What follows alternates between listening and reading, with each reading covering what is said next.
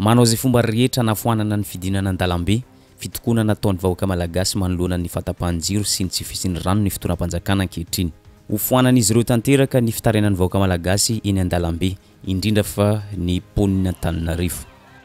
Tsara marihana fa tsy ama olan'ny rano izy ireo, tsy ama olan'ny jiro fa anatsahatra tsotra zao ny fitarenana. Foanana tanteraka ny fandorana kodiara na fandorana pneu. Hofoanana ihany koa ny fidinana an-dalambe mba hitsinjovana ireo mivezivezy satria sarobidy loatra eo mason'ny fotoanam-panjakana ny fivezivezen'ny ponina. Ary zay fanapahan-kevitra zay efa navoaka ny préfecture Antananarivo Angelo Ravelinarivo tamin'ny andro vitsivitsy lasa zay. Miombo-kevitra 100 isan-jato ny ministre délégué misahana ny gendarmerie-pirenena andraisana fepetra farak'izay aingana ireo minia midina an-dalambe manakorotana ny fivezivezen'ny ponina Antananarivo satria misy politika ambadika ireny. Fantatrizy ireo tsara fa ny olan'ny fatapahan-jiro sy ny tsy fisian'ny rano no mahatonga ny vahoaka midina an-dalambe. Zany hoe ny tsy fahombiazan'ny filoham-pirenena ny gouvernement tany Tsaik Christian ao anatin'izany ny ministre ny angovo sy ny ministre ny rano no mahatonga zany rehetra zany. Ary tsy afa-miala amin'izany ihany koa ny orinasa Jirama. Fa tsy andraisandreo fepetra zany satria tsy manelingelina azy ireo. Ary zay zavatra izay no nampijora ny solombavambahoaka Sitendry Randrena Soloniaiko, solombavambahoaka Jean-Jacques Rabenirina, solombavambahoaka Rarmanarivo Voanginiaina sy ireo solombavambahoaka maro hafa avy tao amin'ny fanoherana teny anivon'ny anteny maram-pirenena tamin'ny andro vitsivitsy lasa zay. Tsy ny vahoaka madinika no tokony andraisana fepetra fa ny mpitondra zay tsy mahomby toy ny filoham-pirenena, ny ministra tokony andraikitra voalohany amin'izany ary ny orinasa Jirama hoy ireo solombavambahoaka nanitsy an'ireo mpitandro filaminana izay tonga nanatrika ny fivoriana teny anivon'ny anteny maram-pirenena. Ndao aratsika ankaiky ity toedra raha ity. Ny joro nitsangana nanohitra ny fanapahan-kevitra zay noraisin'ny fitoram-panjakana izay hita fa nandeha amin'izay tsy izy i solombavambahoaka Sitendry Randrena Soloniaiko. Ao anatin'izany ny fanapahan-kevitra zay noraisin'ny ministre délégué misahana ny gendarmerie-pirenena Generaly Andriatsarafa Rakotondrazaka. Diso tanteraka hoy solombavambahoaka Sitendry Randrena Soloniaiko ny fivoizana ny vaovao hoe panakorontana ireo vahoaka midina an-dalambe manao fitokonana mitaky ny fiverenan'ny jiro sy ny fiverenan'ny rano fisotro madio. Diso iny tanteraka ny fivoizan'ny televizionna malagasy, ny fivoizan'ny mpitandro filaminana fa hoe misy ambadika politika ny fitokonana zay ataony vahoaka malagasy izay mitaraina noho ny tsy fisian'ny rano sy ny tsy fisian'ny jiro. Diso zany rehetra zany hoy izy satria efa tsy tako afenina ny fitarenan'ny vahoaka amin'ny ity tsy fisian'ny rano sy ny tsy fisian'ny jiro ity. Ka izay indrindra no mahatonga azy ireo midina an-dalambe manao fitarenana amin'ny fotoanam-panjakana. Napatsiahy mivantana an'ny ministre délégué misahana ny gendarmerie-pirenena Sitendry Randrena Soloniaiko hoe zo fototra voalazan'ny lalam-panorenana ny manao fitakiana rehefa misy fitarenana amin'ny tompona andraikitra. Notsipiany mazava tsara fa tsy ny vahoaka no te hitarenana na te hinan-dalambe fa nisy fampanantenana atao nataon'ny mpanao politika ao anatin'izany filoha Andry Rajoelina izay nanao fampanantenana pokaty no natonga zao rehetra zao. Fa nahoana no jerem-potsiny, fa nahoana ny vahoaka madinika no poretina rehefa aneo hevitra. Misy ministra tompona andraikitra io jiro sy rano hoy izy, nahoana no jerem-potsiny tsy andraisana fepetra. Raha ny amin'ny manokana dia tokony hajanona ny fivoizana ny vaovao hoe misy ambadika politika ny fidinana an-dalambe izay ataon'ny vahoaka malagasy izay mitaraina amin'ny tompona andraikitra amin'izany. Ka tsy fantatro hoe ahoana ny nampianaranao an'ireo gendarme sur terrain reo satria ny zava-misy tonga dia lasa manipireny ina moa naraty bomba malasa dranomasonely ka fantanina apetrako aminao hoe fa manina zareo manao zay zavatra raiza faharoa manaraka an'izany. Aza mandany fotoana isika mieritreritra hoe misy ambadika politika ny fandorona pneu na ny zava-misy eto Antananarivo fa ny vahoaka mihitsy ny famarana mitaraina satria nanareo mahatsapa zany ary navelibelireo tao TVR le izy fa tsy misy ambadika politika io fa nisy promesse nataony mpanao politika zay mpitondra amin'izao fotoana zao zay tsy vitany ka ny vahoaka madinika précis fa le olona nampalatena tsy manao nini. Mahitsy no sady mivantana ny fandraisam-pitenenana nataon'ny solombavambahoaka Jean-Jacques Rabenirina tena nivony anteny maram-pirenena tamin'ny andro vitsivitsy lasa zay. Diso ny filazana fa izay vahoaka madinika no mpamboly korontana ho ity solombavam-bahoaka ity.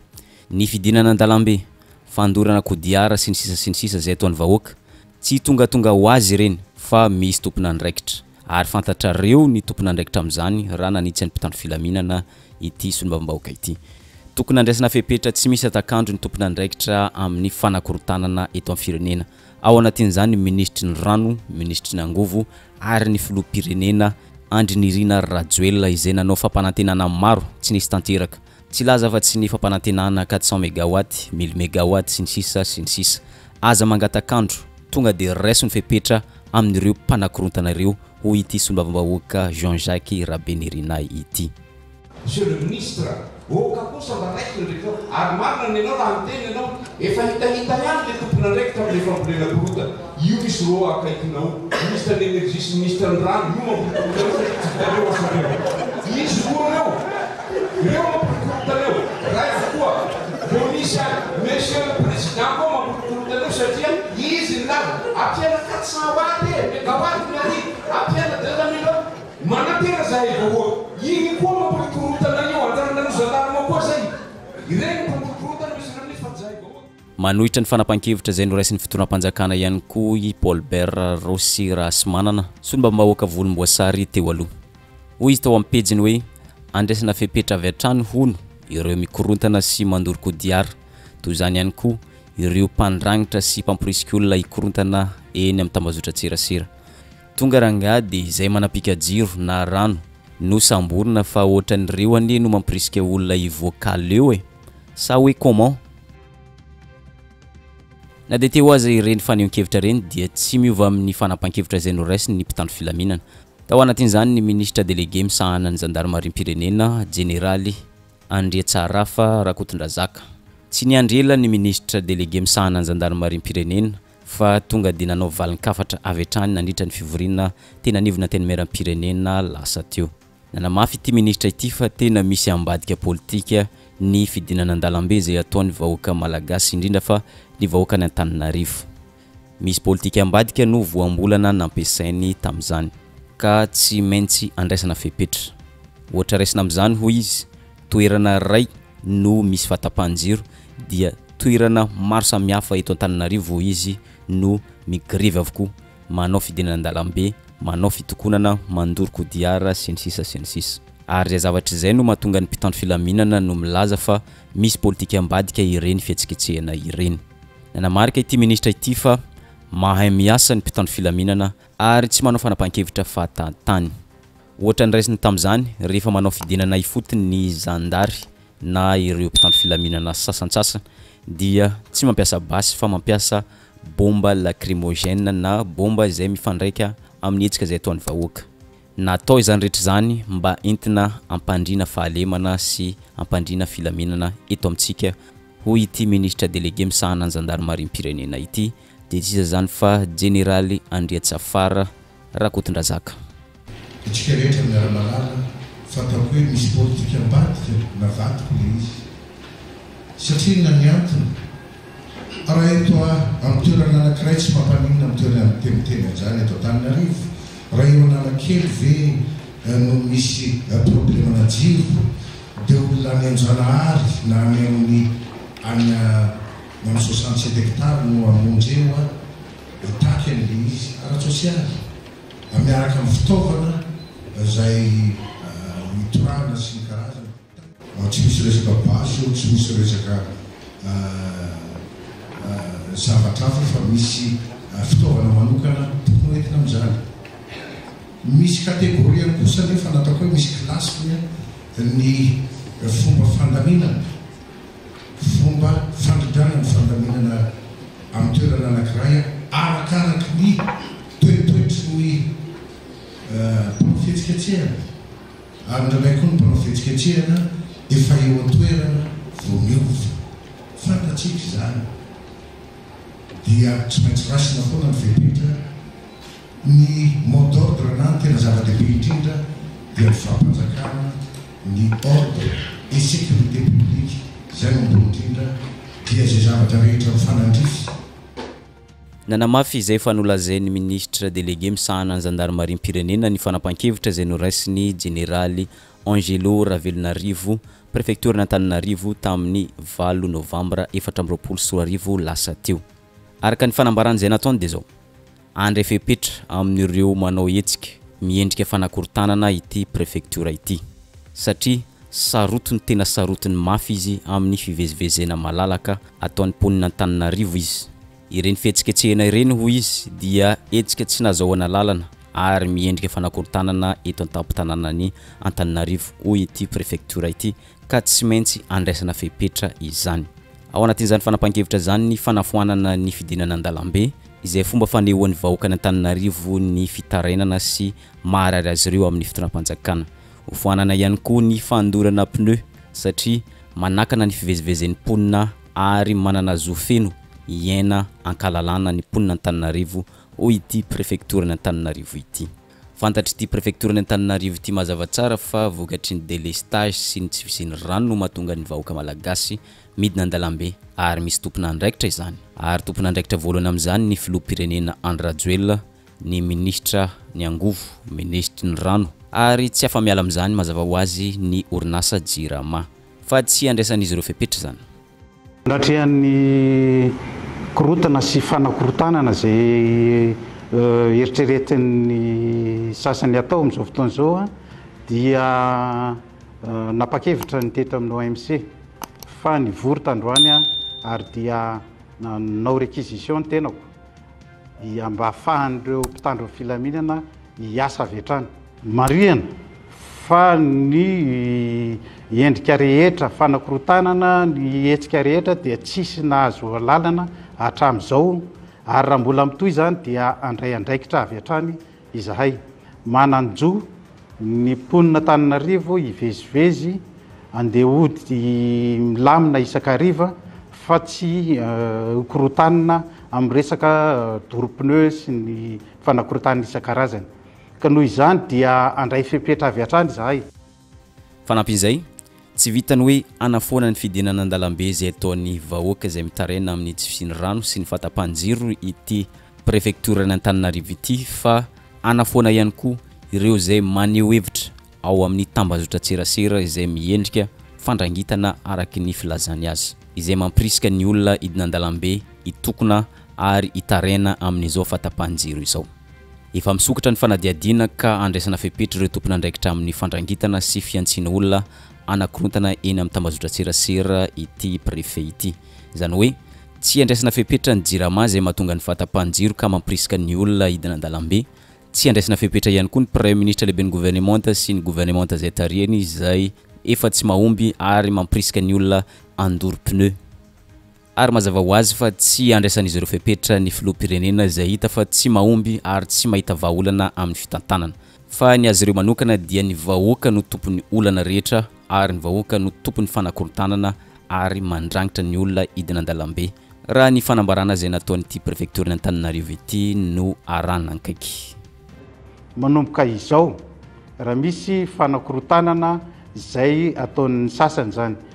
Misy ireo any amin'ny réseaux sociaux manao endrika incitation zany na fandrangitana olona hikorotana dia efa misy ny ouverture d'enquête amin'izao fotoana izao ary dia andraisana fepetra zany ireo tompon'andraikitra rehetra amin'ireny fanakorontanana sy fiantsiana manao incitation isan-karazany ireny eto Antananarivo. Tsy tonga ho azy ireny fanapahan-kevitra noraisin'ny ministre délégué misahana ny gendarmerie-pirenena iny sy ny préfecture n'Antananarivo iny fa efa nisy dingana maromaro no naran'izy ireo. Anisan'izany ny fivoizana vaovao tsy maro-potitra izay notoheriny sy tindra-ndray nasolonaiko tena anivon'ny antenimieram-pirenena ny hoe misy ambadika politika ny fidinana an-dalambe izay ataon'ny ponina Antananarivo izay ataon'ny vahoaka malagasy izay mitaraina amin'ny fahatapahan-jiro sy ny tsy fisian'ny rano. Misy ambadika endrika fanakorontanana ny antony mahatonga ny vahoaka andoro pneu sy hidina an-dalambe manao sakana amin'ny fivezivezen'olona eny an-dalambe. Efa nodisoiny sombam-bahoaka tena anivon'ny antenimieram-pirenena izany na dia niazana no voizina isan'andro tao amin'ny télévision nationale na TVM ity vaovao izay notoeriny sombambahoaka maromaro tao amin'ny antenne meram-pirenena. Ndao aratsika ny endriky zany vaovao zany tao amin'ny télévision nationale na TVM. Ohatra vitsivitsy reto fanehoan-kevitra nataon'olona ireto toy ny hoe tsy tokony handoro pneu eny amin'ny arabe ny vahoaka rehefa hitokony fa tokony hitady toeran-kafa. Tsy tokony hanakandalana fa lasa mampikatso ny fivezivezen'olona. Misy ihany koa nanao fanehoan-kevitra hoe misy fiantraikana ara-pahasalamana hono ny doro pneu ka tokony hajanona. Maro ny zaza sy ireo olona antitra sahirana mifoka setroka izay ateraky ny pneu. Ao kosa ny laza fa fanakorontanana tsotra izao ny fidinana an-dalambe izay ataon'ny mponina mitaraina amin'ny délestage.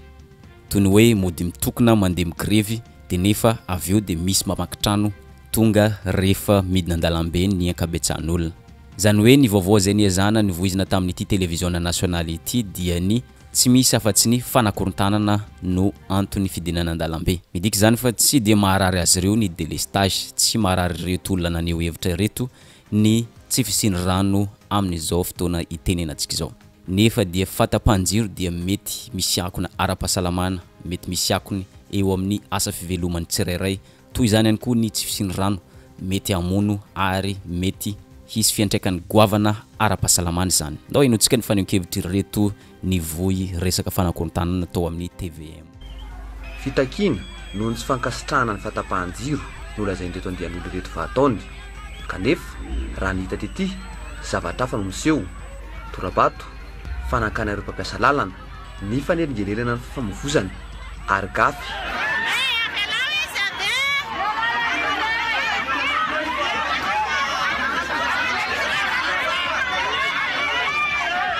Mango ny fotsiny fanelingelelana ny olona amin'ny alina sy ny setroka teraky ny doro pneu.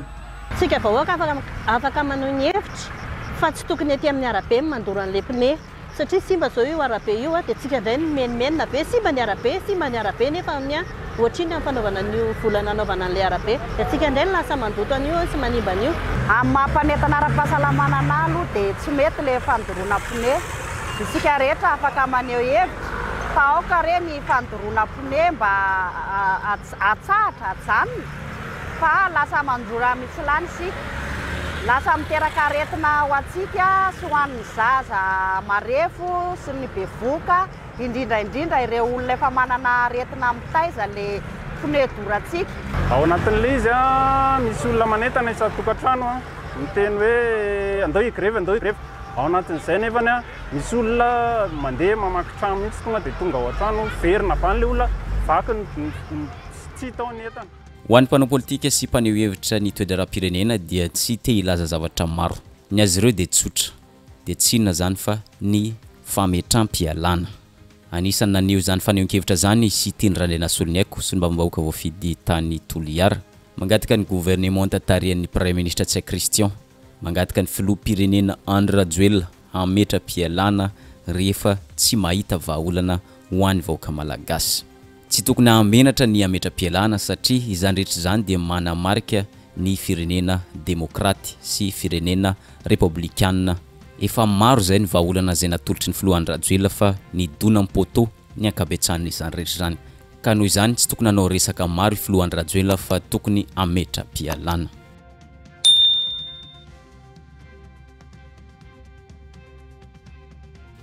Saika mitovitovy amin'izay ihany koa ny fanehoan-kevitra sy ny mbambahoaka raha Arimanarivo voanginiaina. Rehefa tsy mahita vahaolana dia masahy mametra-pialana hoy ity sy ny mbambahoaka ity fa tsy ny vahahoaka no atao sorona.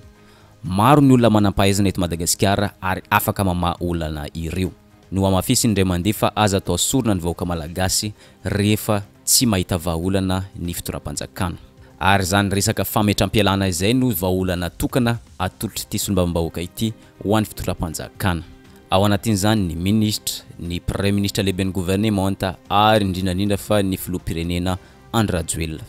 Manana tombotsoa amin'izao fa-délestage tsisy fety zao ny mpandrana vahiny. Iraisanareo tongatonga aminy ve ny mahatonga ny fampitariana ny vahoaka ohatr'izao. Fahatelo, maninona mbola alefa foana mifanapaka jiro ny jirama, mbola miakatra lafo be ny fakturan-jiro kanefa jiro tapaka. tokony alefanareo tony zany dia efa minapaka jiro satria ny jiro efa tapaka ho azy isanandro. Manarak'izay mikasika efa hoe tapaka foana ny jiro, rehefa mirehatra koa ny jiro le cobra eny amin'ny poto amin'ny jirama reny amin'ny atanjobenana azy reny mampiretina moa ve tsy mba misy hevitra ahafahana manao an'ireny hoe mba amin'ny andro maizina ihany reny mampiretina fa tsy amin'ny atoandrobenana azy. Ho an'ny